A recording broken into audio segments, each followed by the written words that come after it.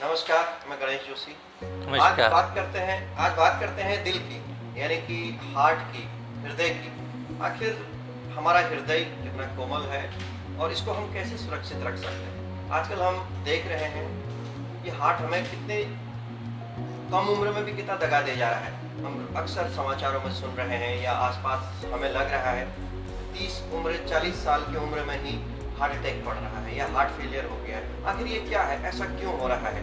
ये तमाम सवाल हमारे मन में कौनते हैं। क्या ये गलती हमारी है या फिर यह गलती किसी वातावरण की है या किसी अन्य कारक है इस गलती के लिए जिसकी वजह से हार्ट अटैक तेजी से बढ़ रहा है?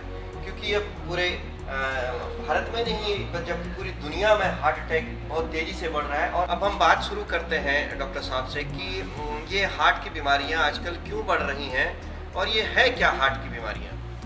धन्यवाद गणेश जी।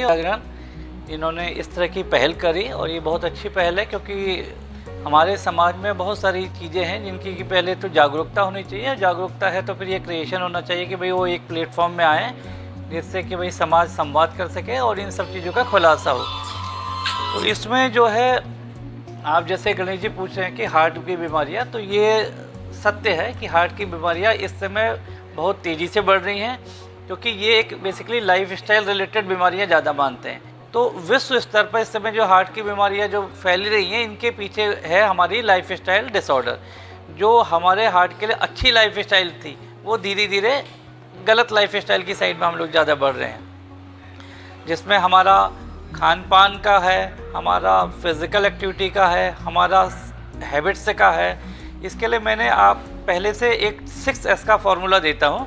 6S में हमारे पहला S आता है साल्ट। साल्ट का मतलब होता है नमक। उसका हम लोग लेते हैं ब्लड प्रेशर से रिलेशन। तो अगर हमारे खाने में बहुत सारा आजकल प्रोसेस्ड फूड खाते हैं जिससे कि नमक की क्वांटिटी ज़्यादा जाती है, इसलिए ब्लड प्रेशर हम लोगों का थोड़ा सा आजकल लोगों का ज़्यादा रहता है। दूसरा साल्ट है शुगर। शुगर का मतलब होता है कार्बोहाइड्रेट या मीठी चीज़ों से। जितना बेकरी आइटम है, स्वीट आइटम से है, हम लोगों के यहाँ जो मेन फूड है कार्ब रिच है, जैसे गेहूं है, चावल है, सभी लोग रोटी सब चावल ये खाते हैं। तो इस तरह का कार्बोहाइड्रेट जो रिच डाइट होती है, इससे हम लोगों के यहाँ डायबिटीज़, मोटापा बहुत बढ़ रहा है। तीसरा होता है सैचुरेटेड फैट। फैट की जितना हमारा भाई ये बेकरी आइटम है, इसमें हमारा कार्बोहाइड्रेट भी मिल जाता है, फैट भी मिल जाता है। चौथा ऐसे सीडेंट्री हैबिट। हम लोगों का जितना भी डेवलपमेंट हो रहा, जो विकास है, उसमें इतना ज़्यादा हम मूवमेंट तो कर रहे हैं लेकिन गाड़ी में बैठ के कर रहे हैं। तो हमारी जो दैनिक दिनचर्या में फिज़िकल एक्टिविटी बाय डिफ़ॉल्ट थी आज से पहले, वो हमारी फिज़िकल एक्टिविटी ग्रेजुअली कमी होती जा रही है, क्योंकि हमारा सारा मूवमेंट गाड़ियों में बैठ के हो जा रहा है, लोगों का चलना कम हो गया है। उसके बाद एक आता है 5वां S स्ट्रेस, तनावपूर्ण जीवन। क्योंकि इस भागदौड़ की ज़िंदगी में सबों में तनाव है। जो न्यूक्लियर फैमिली है, रोज़गार का तनाव है, बिजनेस का तनाव है, हम बढ़ते तो जा रहे हैं लेकिन इस तनाव वाली जीवन से जिसका कि हमारे दिल पर और दिमाग पर और बहुत सारी चीज़ों में नेगेटिव इम्पैक्ट पड़ रहा है। 5वां होता है, हाँ, छठा होता है सैनिटेशन। सैनिटेशन का भी हमारे उसमें बहुत रोल है। साफ़ सफाई वाला जो है, हमें अपने तन की भी सफाई रखनी चाहिए, हमें अपने मन की भी सफाई रखनी चाहिए, हमें अपने वातावरण की सफाई रखनी चाहिए। तो ये सारे एस के फॉर्मूले को का जो बेसिक प्रिंसिपल है, अगर हम इसको रखें तो हम बहुत सारी हार्ट की बीमारियों को आने से रोक सकते हैं, और अगर हो गई है तो उसको इनिशियल स्टेज में ही कंट्रोल कर सकते हैं। जी, आपने बहुत अच्छी बात बताई 6S की। निश्चित तौर पर ये हार्ट के सारी चीज़ों को बताता है ताकि हार्ट किस तरह से हम अपने को सुरक्षित रखें। अब थोड़ा सा हम आगे बात करते हैं। हार्ट अटैक और हार्ट फेलियर दोनों क्या है और दोनों में अंतर क्या है? क्या दोनों एक ही चीज़ है या अलग अलग है? देखिए, हार्ट अटैक और हार्ट फेलियर हार्ट की दो बड़ी बीमारी हैं जो कि अंदर से तो इंटरकनेक्टेड है। हार्ट अटैक में जो होता है, ये दिल के अंदर ट्यूब्स होती हैं जिसमें ब्लड बहता है। इनको कोरोनरी आर्टरी कहते हैं, जिससे इनकी बीमारी को कोरोनरी आर्टरी डिजीज या CAD करके आजकल पर्चों में देखते हो कि CAD हो गया है ये है। तो जो दिल की जो ट्यूब्स होती हैं, इनमें ब्लड बहता है और ये यूजुअली हम लोगों के 2.5 से 3.5 मिलीमीटर की इनकी अंदर की ल्यूमेंस होती है। तो धीरे धीरे जब शुगर है, कोलेस्ट्रॉल है, ब्लड प्रेशर में, इनकी जो अंदर की जो ट्यूब है वो नैरो होने लगती है, सकरी होने लगती हैं। तो इनमें जैसे जैसे खून का बहाव कम होता है तो इनिशियल स्टेज में हमें चलने में दर्द होता है, फिर और कम चलने में होता है, फिर बैठे बैठे जैसे हृदय शूल कहते हैं, एंजाइना कहते हैं, जिसमें छाती में जकड़न होती है। वही जकड़न हमारे बाएं छाती में जाती है, बाएं हाथ की तरफ दौड़ती है, गले में निचले जौ में जाती है। इसी में अगर हमारा अटैक पड़ जाता है तो हमारी हार्ट की मांसपेशियां डैमेज हो जाती है। जब जितनी अगर हमारी मांसपेशियां ज़्यादा डैमेज हो जाती है तो फिर यही चीज़ हार्ट फेलियर में कन्वर्ट हो जाती है। हार्ट फेलियर का मुख्य लक्षण है सांस फूलना। ऐसे लोगों को अक्सर चलने में सांस फूलती है, थोड़ा थोड़ा चलने में सांस फूल जाती है। और जो हृदय की सांस होती है ये यूजुअली रात में ज़्यादा फूलती है। ऐसे लोगों को जब रात में सोते हैं तो आधी रात के बाद अक्सर खांसी होने लगती है, वो उठ के बैठने लगते हैं। इसके साथ धीरे धीरे इसमें सूजन आने लगती है, पैरों में सूजन होती है, चेहरे में सूजन होती है। तो इन्हीं सब के कारण हार्ट फेल को हम लोग अक्सर इको में देखते हैं। EF इजेक्शन फ्रैक्शन 40% हो गया, 30% हो गया, तो हमारा अल्टीमेट हार्ट फेल। एक्सरे में देखो तो हार्ट फैल जाता है, इको जांच होती है उसमें हार्ट फैले होते हैं, पंपिंग कम हो जाती है। तो अल्टीमेटली हार्ट अटैक होने से धीरे धीरे हार्ट पेशेंट जो डैमेज हो जाती है इसे हार्ट फेलियर कहते हैं। जो ये सर बात कर रहे थे, हालांकि आपने बहुत चीज़ें कम शब्दों में और संक्षेप में बहुत चीज़ें बताई, लेकिन जो कम उम्र में यानी कि हम कब 20 साल में, 25 साल में, 30 साल में सुन रहे कि हार्ट अटैक से मर गया, जबकि वो व्यक्ति स्वस्थ है, एक्सरसाइज भी करता है, हम बाहर से हमें देखने में लगता है कि उसकी लाइफस्टाइल भी ठीक है, अचानक क्या वो उसको हार्ट अटैक क्यों पड़ रहा है? क्या बचपन से ही उसकी हेरिडिटी या ऐसी है, या फिर वो कोई ऐसा बचपन से कोई ऐसी उससे कारक ऐसे जुड़े हुए हैं जिसकी वजह से ऐसा हो रहा है? अब जो यंग एज में गणेश जी जो आपने सवाल पूछा कि ये हो रहा है, तो हमारे ये कुछ थ्रू आउट वर्ल्ड इस समय कुछ ऐसा है कि जो साउथ एशिया है, साउथ एशिया में स्पेशली जो इंडिया है, कुछ genetic wise we are much prone. हम लोगों में कुछ आनुवंशिकता ऐसी है कि हम लोगों को हार्ट की बीमारी ज़्यादा हो रही है। इसका कारण कुछ जेनेटिक कारण है जो कि हम लोगों के कंट्री में बहुत ज़्यादा प्रेवेलेंट है। जैसे एक कोलेस्ट्रॉल में HDL होता है, पूरे वर्ल्ड में हिंदुस्तानी आदमी में HDL सबसे कम है।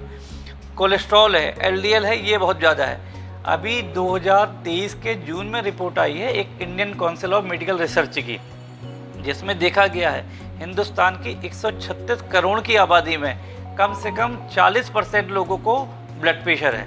आज से 4 साल पहले रिलीज हुई थी, उसमें 25% था ये आंकड़ा, जो कि इस समय 30 से 40 साल की युवा पीढ़ी में ये ब्लड प्रेशर का आंकड़ा 25 से 40% हो गया है। जो 40% इतनी बड़ी पॉपुलेशन में एक बहुत बड़ा फिगर है। दूसरा शुगर का है। शुगर में ये पहले 5-6% था शुगर को, इस समय 15% को डायबिटीज़ है और 25% को प्री डायबिटीज़ है।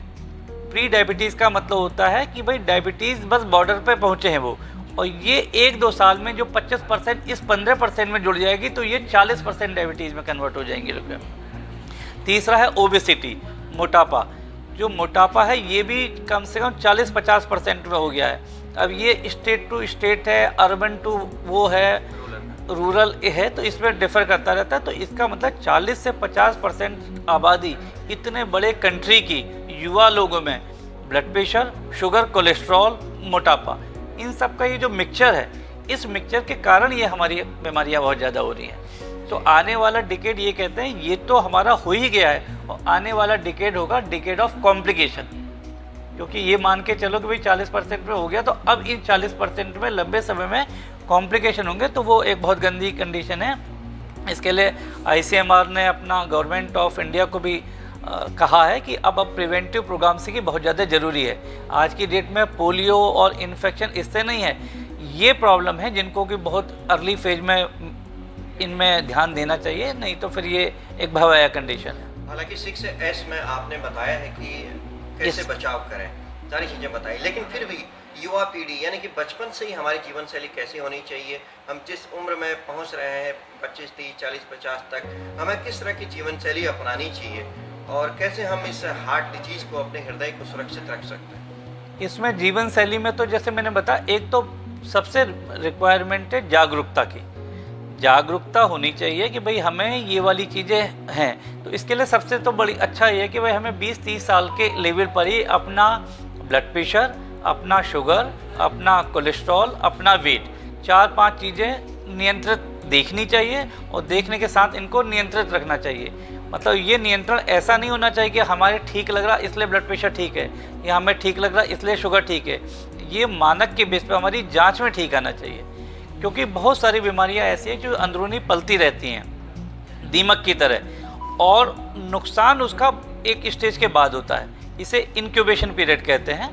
तो उस बीमारी को शुरुआत से ही पकड़ना चाहिए और पकड़ के उसको उसी लेवल पर ठीक करने की कोशिश करनी चाहिए, क्योंकि बीमारी हम लोग लक्षण पर जाते हैं, लक्षण से बहुत साल पहले से बीमारी के बीज पनपने लगते हैं। तो हमें शुरुआत से ही इसको कंट्रोल करना चाहिए, क्योंकि एक बार बीमारी एडवांस फेज में पहुंच जाती है तो फिर उसका निराकरण प्रॉपर नहीं हो पाता है। एक सवाल अंत में और है, जैसे कि जो हमें गैस होती है, जो एसिडिटी या गैस इस तरह की बीमारी होती है, जिसमें बहुत तेज सीने में भी दर्द, पेट में भी दर्द होता है, और हार्ट का भी डिजीज उसी तरह की होती है।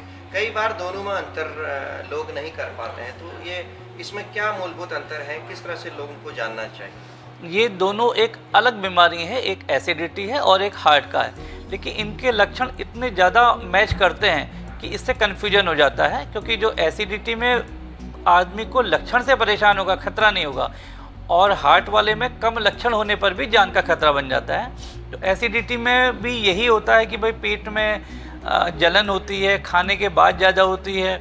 लेकिन अगर ये जलन आपकी खाने के बाद भी हो रही है, लेकिन अगर ये पूरी छाती में जकड़न है, बाएं हाथ की तरफ जा रही है, चलने से बढ़ती है, स्पेशली एक ग्रुप ऑफ पेशेंट होता है जिसमें कि भाई 40 साल के बाद की एज में या 35 से युवा वर्ग में अगर डायबिटीज़ की प्रेजेंस में, ब्लड प्रेशर की प्रेजेंस में, जिसका आनुवांशिक इतिहास है कि उनके यहाँ हार्ट की बीमारियाँ चल रही हैं, ऐसे लोगों को गैस के लक्षण लग रहे हैं और गैस का लक्षण गैस की दवा से ठीक नहीं हो रहा है, तो फिर ऐसे में हमें थोड़ा सा सावधानी बरतनी चाहिए और हमें अर्ली फेज में ही इसके लिए ECG कराकर या अपने जो भी चिकित्सक से मिलकर इसको क्लैरिफाई करवा लेना चाहिए। बिल्कुल, बातचीत करने के लिए बहुत बहुत धन्यवाद, आपने समय दिया। Thank you Ganesh ji.